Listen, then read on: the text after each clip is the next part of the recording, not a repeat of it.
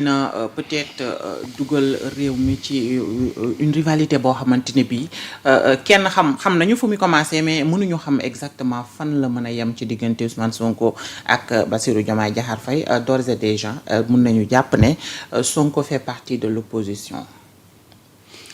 waaw bon si liñ mën a jàpp. pour le moment en tout cas si liñ mën a jàpp parce que président yàgg na mën na dàq nit.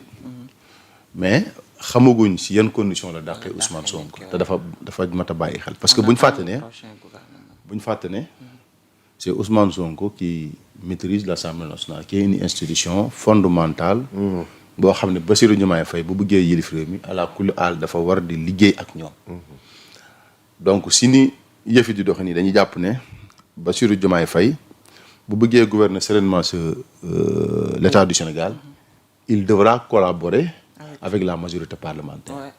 Donc aujourd'hui, c'est vrai que la réaction de Bassirou Diomaye Faye a été brusque, mais information yi ngay am mooy Ousmane Sonko avant Bassirou Diomaye Faye di jël le décret woo na ko à la présidence waxtaan nañ.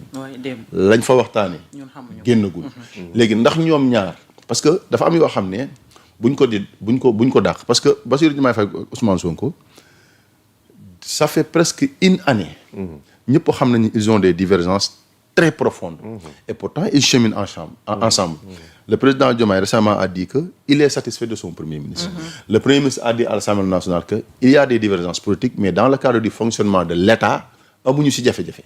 Donc, bu nit ñi dàq que Ousmane Sonko ak Diomaye waxtaan ba déggoo Diomaye xamal na Sonko kat li gën mooy nga jóge primature peut-être est-ce que dañuy tànnaat keneen Pastef wala Diomaye dafay décider moom en tant que président de la République se séparer complètement de Pastef maintenant loolu si heure yii di ñëw nga siy mën a xam dara kan la Diomaye di fal ban réaction la Ousmane Sonko daam parce que ba léegi Ousmane Sonko waxagul te loolu nañ koy di sóoraale. Ousmane Sonko ne woon na mën nañu am cohabitation douce wala ñu am cohabitation boo xam ne dafay métti. C'est vrai que juridiquement, on ne peut pas avoir au Sénégal une cohabitation, parce qu'une cohabitation, moi, sur le plan juridique, moi, que l'Assemblée nationale de choisir le Premier ministre. Au Sénégal, ce n'est pas l'Assemblée nationale qui choisit le Premier ministre, c'est le président de la République, en toutes circonstances, qui choisit son Premier ministre. Maintenant, il peut faire ce choix-là en parfaite collaboration avec la majorité parlementaire. Donc, cette séparation-là ne signifie pas que Ousmane Sonko et Diomaye vont se séparer définitivement. Ils peuvent collaborer.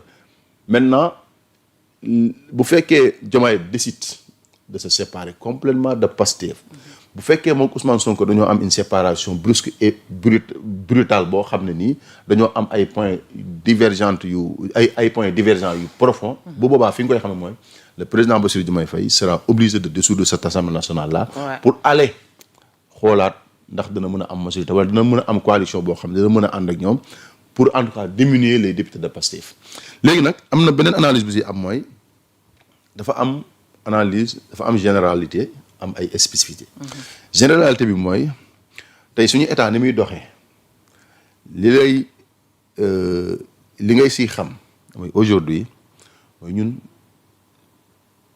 président de la République au Sénégal mënut am kilifa politique. Ouais, ça c'est impossible.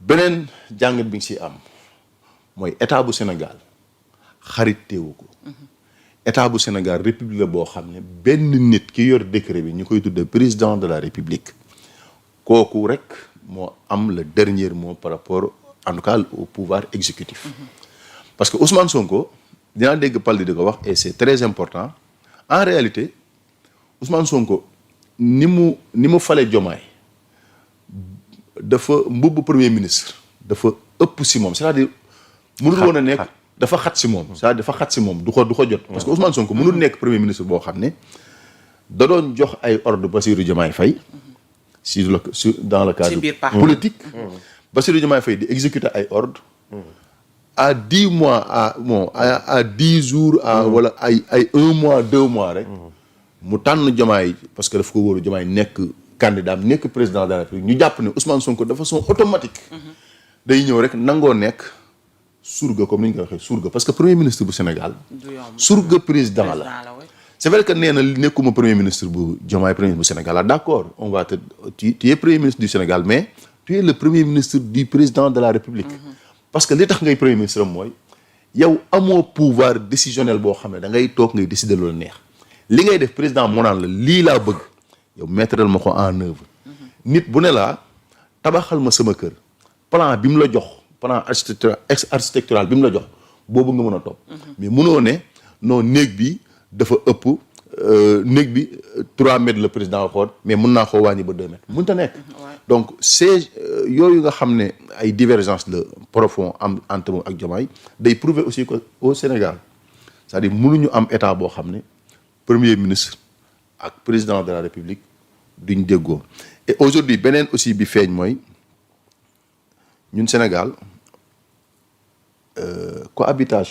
cohabitation bi nga xam ne ñu bëri jàpp nañ ne mu ngi am dans les pays occidentaux dafa mel ni ñun suñu démocratie gisuma ne amaguñ nañ maturité bi pour expérimenter ko. parce que Bassirou Diomaye Faye ak Ousmane Sonko mënoon nañ bañ a déggoo si wàllu politique mënoon nañu am ay divergences politiques mais ñoom ñaar ñi bokk parti politique bokkoon une même vision muy le projet ndegam ñoo mënta ànd si divergence politique waxuma laa koo xam ne nag président de la République day gagné ba pare ñu dem élection keneen gagné assemblée nationale président bëgg a tànn koo xam ne du méngoog li assemblée nationale. nationale bëgg. maintenant spécificité bi nag mooy il faut le dire c'est-à-dire Ousmane Sonko amul benn président Sénégal wala à l'extérieur buy am premier ministre bu mel ne Ousmane Sonko nga koy bàyyi muy continuer loolu dañ koy nangu xam nga foo koy xamee. il faut dire que Diomaye a beaucoup enduré quand même si biir 2 ans yi. waaw parce que ni ñu faloo la. parce que Diomaye Sonko daf koo tànn mu nekkoon xaritam. Diomaye nekk nit koo xam ne da ngay gis ne ku gëmoon Ousmane Sonko la. topp ko donc bu nekkee président de la République li ma wax léegi bu Ousmane Sonko nanguwul moom mi daan joxe ordre ñu koy jox ordre buy exécuter te ordre te looy def ngay laaj le président parce que dire que du ma premier ministre boo xam ne lu may def j'attends la ndigalu président mais loolu ça ne se dit pas. un premier ministre bu taw ne dëkk bi amul autorité boobu loolu bu doon beneen régime bu fekkoon ne Ousmane Sonko ak Diomaye du nii lañ toogee.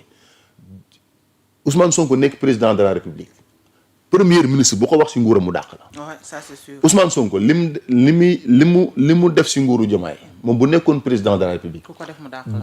5 déclarations yu jël benn déclaration bu ko ci kenn defoon. da lay dàq. mais nag bu boobaa dana am moom facilité def ko. parce que bu boobaa mooy chef de parti moo porté le projet moo am légitimité politique bi bu boobaa day yomb ci moom. Diomaye nag yombut woon ci moom mu dàq Ousmane Sonko. parce que Diomaye benn il se réclame toujours de Pastef. ñaar li pal di wax léegi. boo amul légitimité il est toujours dans le parti aussi. oui donc yombul. nga nekk militant d'un parti def premier ministre sa njiitu parti xëy suba dàq ko yombul beneen bi mooy sur le plan social dañoo am ay liens yu profond ay liens yu vraiment profond ba ñu tuddante ay doom. donc Diomaye yombul woon mais aujourd'hui s'il prend la décision de se séparer de Ousmane Sonko. li ngay mën a jàpp mooy Diomaye dem na ba sës. ba fii la mën a yem mënu ko dépasser. parce que Ousmane Sonko président de la République n'aurait jamais choisi Bassirou Diomaye Faye comme premier ministre. Diomaye Faye en tant que chef de parti. nekk président de la République du jël Ousmane Sonko di ko def premier ministre.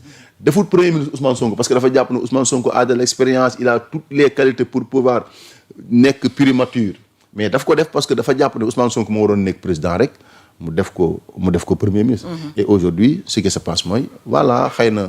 sur le plan fonctionnement de l'État doone Ousmane Sonko amul peut-être benn résultat parce que si moom parce que nee na le premier ministre li muy def satisfaire na ko. moo ko waxoon de. voilà mais aujourd'hui dàq bi mu ko dàq bu fekkee si wàllu cadre wax dëgg la Diomaye tamit dana am benn waxam buy dañ. daf ne woon moom c'est quelqu'un de très de trop démocratique. donc si fonctionnement Pastef boobu Ousmane Sonko génnee wax si fond politique yi bu fekkee il est tellement démocratique comme ni mu koy waxee. loolu warul nekk cause limogeage bi quand même loolu waru ko nekk loolu nga bëgg a wax. dama ne Diomaye bu fekkee li mu doon wax naan il est très démocratique. parce que Ousmane Sonko li mu doon wax c'est vrai que c'est le premier ministre qui parlait. mais daf doon wax position bu Pastef par rapport au fond politique. donte bëri na lu mu si wax loo xam ne mën nañ ko interroger si Ousmane Sonko fond politique mais position bu Pastef te effectivement ñoom ñoo ko bindoon si seen programme projet.